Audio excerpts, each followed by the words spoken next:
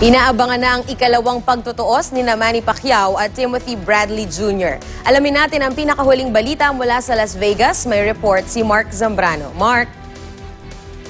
Leah, magandang umaga sa inyong lahat dyan sa Pilipinas. At ito na nga si Manny Pacquiao ay pumasok na dito sa MGM Grand Garden Arena. Mga 10 minuto na ang nakalipas.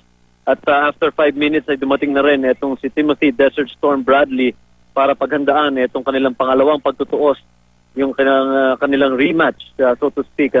Maraming haka-haka ang umiikot-ikot dito sa loob ng MGM Grand tungkol sa posibleng maging desisyon or resulta nitong laban na to, dahil nga itong dalawang boksingero, Lia, alam naman natin, ay parehong may gustong patunayan dito sa kanilang pangalawang pagtutuos.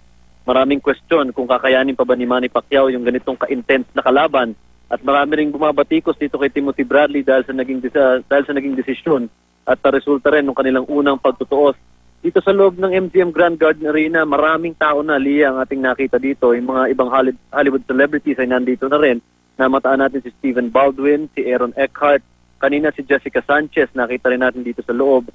At inaabangan pa natin, Lia, yung mga politiko na karaniwang nagpupunta dito sa mga laban ni Manny Pacquiao, ay hindi pa rin natin nakikita dito kahit isa sa kanila, dahil maaga pa rin naman. Meron pa mga 2.5 hours bago mag-umpisa itong Pacquiao Bradley 2 dito sa MGM Grand Garden Arena. Kanina, Lia, nakausap natin itong si Brandon Rios, yung nakalaban din ni Manny Pacquiao, at tinanong natin siya kung sino ang pupustahan niya dito sa laban na to.